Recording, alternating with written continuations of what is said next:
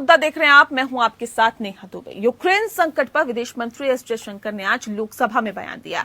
सदन को संबोधित करते हुए विदेश मंत्री ने कहा कि युद्ध से विवाद का हल नहीं निकल सकता है, विवाद का हल बातचीत एवं कूटनीति से ही होना चाहिए।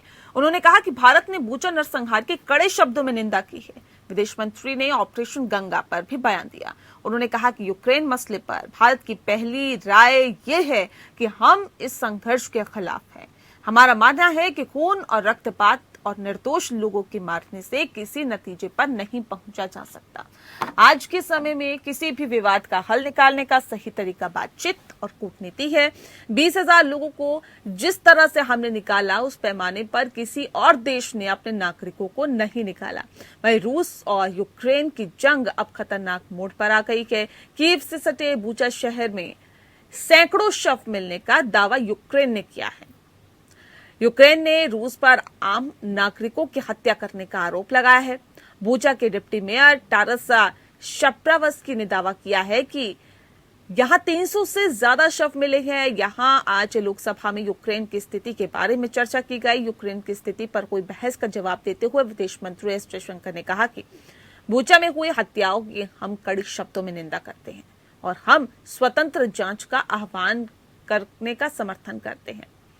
भारत के स्टैंड को एक बार फिर शीत युद्ध और नेहरू काल के दौरान की गुटनिरपेक्ष नीति से जोड़कर देखा जा रहा है और आज के युग में इसके फायदे और प्रासंगिकता को आंका भी जा सकता है। एक बार जब फिर से विश्व दो गुटों में बटा दिख रहा है तो भारत की गुटनिरपेक्ष नीति और शांति की पहल भारत को सिर्फ कूटनीतिज्ञ सुरक्षा कवच ही नहीं पहना रही, बल्कि सॉफ्ट पावर के रूप में उभरने में भी मदद कर रहा है। आज हम यूक्रेन समस्या के परिप्रेक्ष्य में भारत के इसी स्टैंड पर चर्चा करेंगे। हम ये भी जानने की कोशिश करेंगे कि क्या गुटनिरपेक्ष आंदोलन को फिर से जिंदा करने की जरूरत है। क्या यूक्रेन समस्या का हल गुटनिरपेक्ष नीति के जरिए निकल पाएगा?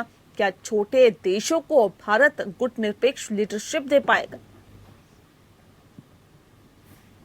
प्रधानमंत्री का जो पर्सनल इंटरवेंशन जो था वो भी मुझे लगता है कि बहुत ही अद्भुत था कि उन्होंने दो समय, और वो मैं उसका थोड़ा बाद में समझाऊंगा आपको, कि उन्होंने खुद फोन किया, खुद लीडरों से बात की। दो जगह जहां हमारे विद्यार्थी बहुत बुरी तरह से फंस गए थे वहां युद्ध विराम कराया ताकि हमारे लोग निकल। तो जिस तरह से अब भारत का स्टैंड है या फिर अभी तक जो लिया गया है उसे किस तरह से देखा जाए, इस पर तफसील से आज हम चर्चा करेंगे। खास मेहमान हमारे साथ मौजूद है, उनसे आपका परिचय करा देते हैं। इस वक्त हमारे साथ दीपक वोरा जी हैं, एक्स डिप्लोमेटर। सर, बहुत स्वागत है आपका। साथ ही हमारे साथ जितेंद्र कुमार ओझा जी हैं, सामरिक मामलों के जानकार हैं, आपका भी बहुत स्वागत है। एक बहुत महत्वपूर्ण सवाल दीपक जी आपसे है मेरा। सबसे पहले दीपक जी, अब सवाल इस बात को लेकर है जो अभी तक भारत का स्टैंड रहा है यूक्रेन को लेकर, रूस को लेकर, इसे आप कैसे देखते हैं, पहली बात। और दूसरी बात ये कि जिस तरह से अब भारत ने ये कह दिया है कि हम शांति के पथ पर चलते हैं, हम शांति के लिए जाने जाते हैं और हम चाहते हैं कि बातचीत से ही हर समस्या का समाधान निकले। बूचा शहर में जिस तरह से लाशों का ढेर लगा, यूक्रेन ये दावा कर रहा है, उस पर निष्पक्ष जांच की पहल और बातचीत करने की और जांच में निष्पक्षता दिखाने की एक बात यहां पर भारत की तरफ से की गई है। इसे आप कैसे देखते हैं? आभारी हूं कि आपने ये मौका दिया है अपने शानदार चैनल पर बातचीत करने का और आपसे सीखने का। बाकी जो आपके विशेष मेहमान हैं उनसे भी मैं सीखूंगा। आपका सवाल अहम है कि क्या हो रहा है इस समय।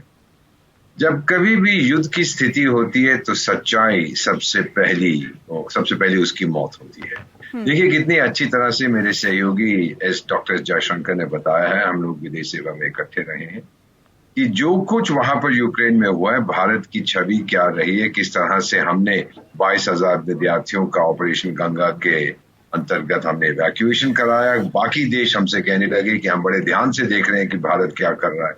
आलोचना जरूर हुई, कुछ लोग हैं यहाँ पर वो किसी भी चीज की आलोचना करेंगे, जी आपने ये नहीं किया, आपने वो नहीं किया। यूक्रेन एक दूसरा देश है, हमसे बहुत दूर है। आपकी एम्बेसी वहां नहीं गई 22,000 स्टूडेंट्स को निकालने के लिए। मेरे पास फौज तो है नहीं, वहां मैं क्या करूं, अपनी सेना मैं नहीं भेज सकता। तो जो लोग डिप्लोमेटिक सिस्टम को समझते नहीं है वो इस तरह की आलोचना करते हैं। आपको ये देखना है मैम कि रूस के विदेश मंत्री यहाँ आए थे, ब्रिटेन के आए थे, कई सारे और लोग आए थे। सब यही कह रहे हैं कि भारत ने जो भी किया है वो अपने हित में किया है। सिर्फ अमेरिका के राष्ट्रपति, वो बुजुर्गवार हैं, अब उनकी बात ज्यादा आप सीरियसली ना लें। वो आलोचना करते रहते हैं क्योंकि कभी पुतिन को गाली देते हैं, कभी किसी और को गाली देते हैं, कभी भूल जाते हैं उनके उपराष्ट्रपति कौन है।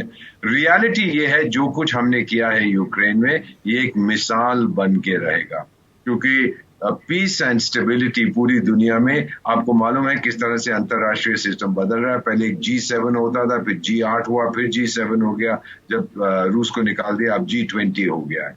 तो इस समय जो हम देख रहे हैं, विश्व की स्थिति बदल रही है और भारत ने जो पहल की है, बताया है कि हम अपने लोगों को वापस ला रहे हैं। हमारी ऑपरेशन गंगा जो थी मैम, उसकी कई फ्लाइट्स में, उसके कई जो हमारे एफर्ट्स थे, विदेशी लोग, विदेशी विद्यार्थी भी भारत का झंडा अपने बसों पर लगाकर जा रहे थे, क्योंकि लोग जानते हैं कि भारत माँ जिसे हम कहते हैं, जब उसकी संतान दिक्कत में होती है वो अपना हाथ बढ़ाएगी उनकी मदद करने की। तो आज ये डॉक्टर एस जयशंकर ने अपना बयान दिया, मेरा कद 6 फुट चेंज ज्यादा हो गया, क्योंकि उन्होंने सही मायने में स्पष्ट रूप से बताया है कि जो हमने किया अपने नागरिकों के हित में, अपने देश के हित में, और अब हम ये चाहते हैं कि जल्दी से जल्दी शांति वहां पर कायम हो जाए। ठीक है, बहुत महत्वपूर्ण चीजें आपने कही है सर। शांति हर कोई वहां पर चाहता है और जाहिर तौर पे शांति होनी भी चाहिए। जितेंद्र कुमार ओझा जी, क्योंकि जो हालात वहां पर बने हुए हैं जाहिर तौर पर वो तो ठीक नहीं है, लेकिन शांति और बातचीत के जरिए ही समस्या के समाधान तक पहुंचा जा सकता है।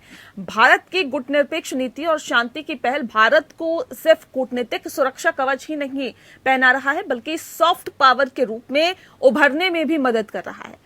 आज हम यूक्रेन समस्या के परिप्रेक्ष्य में भारत के इसी स्टैंड पर आज हम बात करें, लेकिन अब सवाल इस बात को लेकर है, क्या अभी तक जो स्टैंड भारत की तरफ से लिया गया है, अमेरिका को अगर हम छोड़ दें, जिस बात का जिक्र अभी दीपक वोरा जी कर रहे थे, तो क्या वाकई बाकी ओवरऑल अगर हम देखते हैं तो क्या गुटनिरपेक्ष आंदोलन को फिर से जिंदा करने की आप जरूरत समझते हैं और भारत उसमें एक अहम भूमिका निभा सकता है क्या?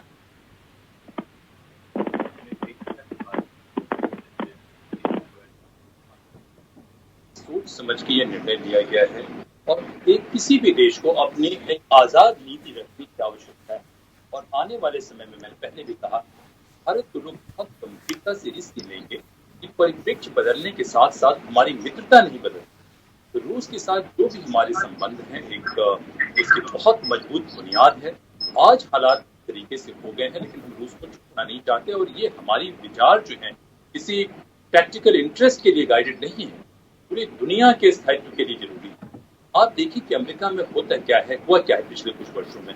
जब भी उनके यहाँ सरकार बदली है तो उन्होंने अपनी बड़ी बड़ी नीतियों से वो उलट गए हैं। वो चाहे वो क्लाइमेट पीस हो, चाहे वो ईरान पे हो, या कई इंटरनेशनल एग्रीमेंट्स है, ट्रांस पैसिफिक पैक्ट वगैरह, तो सबसे वो उलट गए हैं। तो उनकी क्रेडिबिलिटी में, उनकी डेमोक्रेसी में एक क्राइसिस तो आ ही गई है जिसको वो निपट नहीं पा रहे हैं।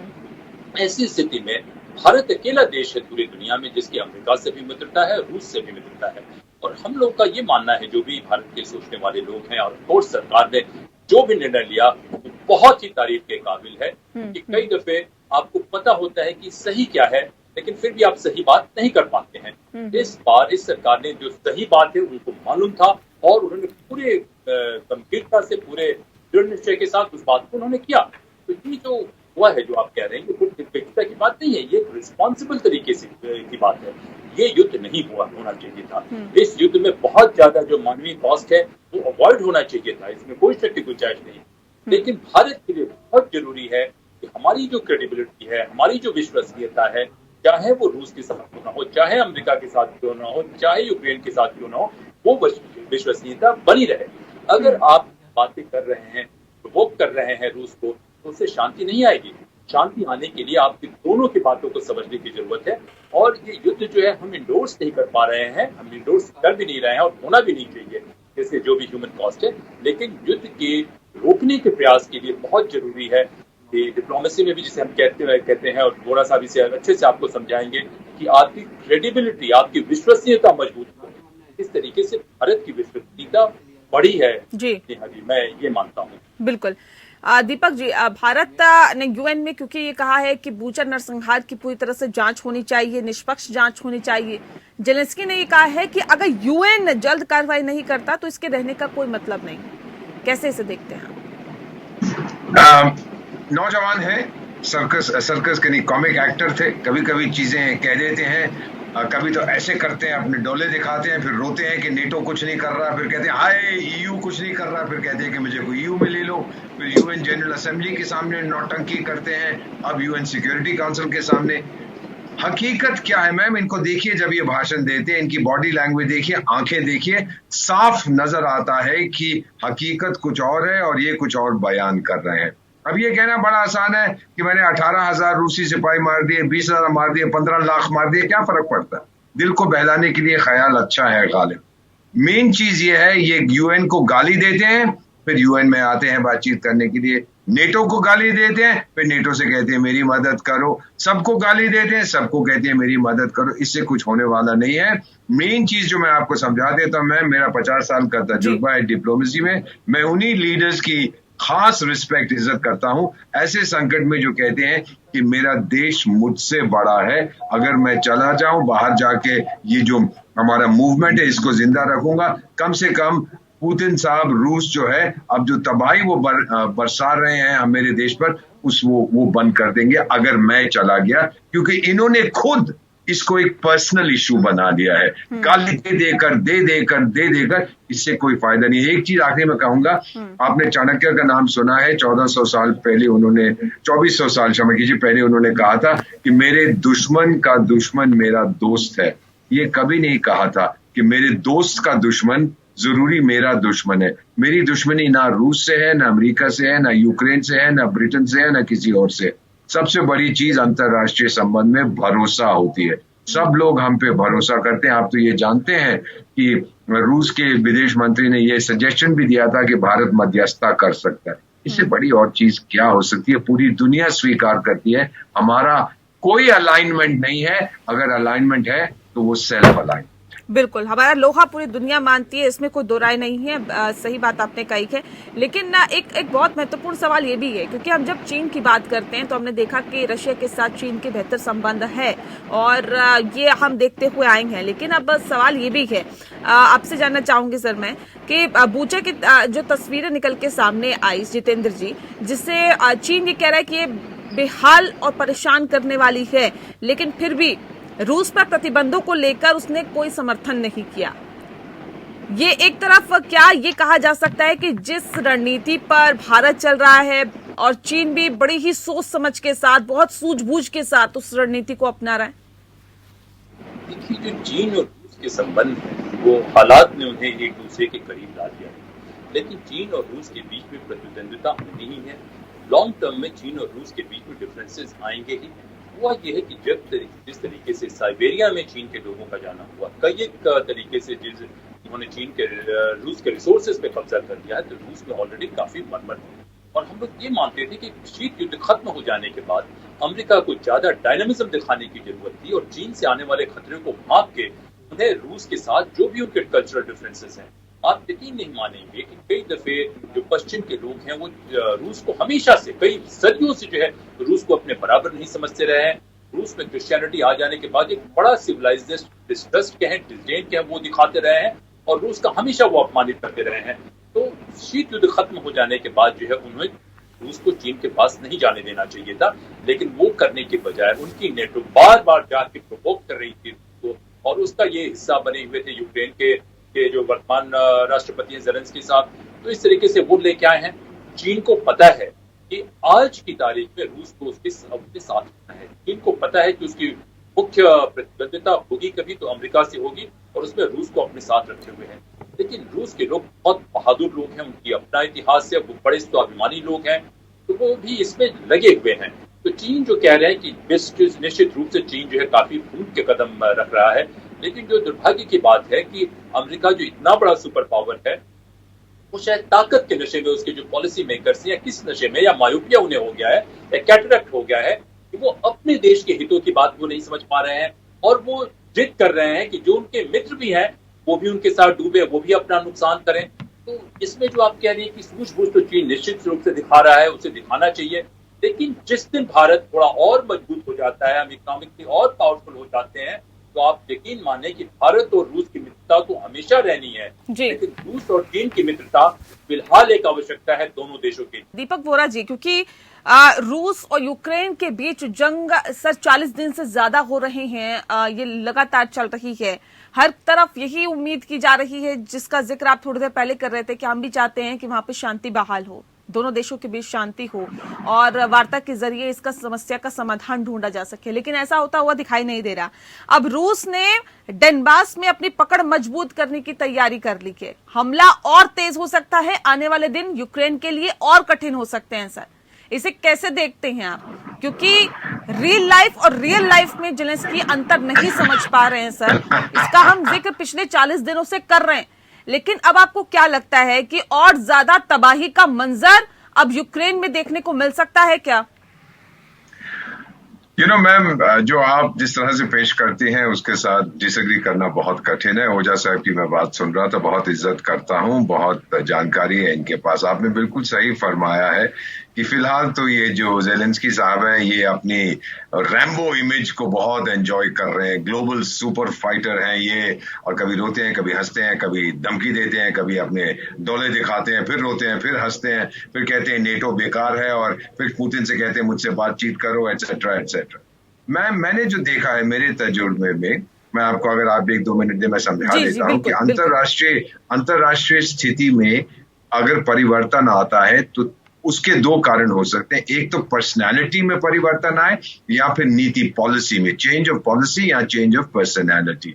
मिसाल के तौर पर इथियोपिया एरिट्रिया के बीच में जब से एरिट्रिया आजाद हुआ 1993 में, जंग चल रही थी एक छोटे से 200 स्क्वायर किलोमीटर की स्ट्रिप ऑफ लैंड पे। तो मुझे मालूम है क्योंकि मैं इन्वॉल्व था कुछ हद तक इसमें। तो फिर जो नए राष्ट्रपति आए, प्रधानमंत्री इथियोपिया के, उन्होंने हम क्यों लड़ रहे हैं, उन्होंने अपने काउंटर पार्ट को फोन किया, बोला टाइगर आजा मिलते हैं, बातचीत करते हैं, बैठ के चाय पियेंगे, समस्या का समाधान हो गया, लड़ाई खत्म हो गई। तो चेंज ऑफ पर्सनैलिटी भी बहुत जरूरी होती है, चेंज ऑफ पॉलिसी। यूक्रेन में जब भी आप एक चीज नोटिस करेंगे मैम, जब भी ये कोशिश करते हैं जेलेंस्की साहब कि मैं कोई रीजनेबल ओपिनियन एटीट्यूड लूं, तो वॉशिंगटन से वो जो बुजुर्गवार हैं वहां पे जो सोते रहते हैं सारा वक्त, वो क्या नाम है उनका, सैंक्शंस मास्टर बाइडेंस्की, वो शुरू हो जाते हैं, पुतिन बदमाश है, चोर है, डाकू है, बेईमान है, उसको जाना चाहिए, ये होना चाहिए, वो होना चाहिए।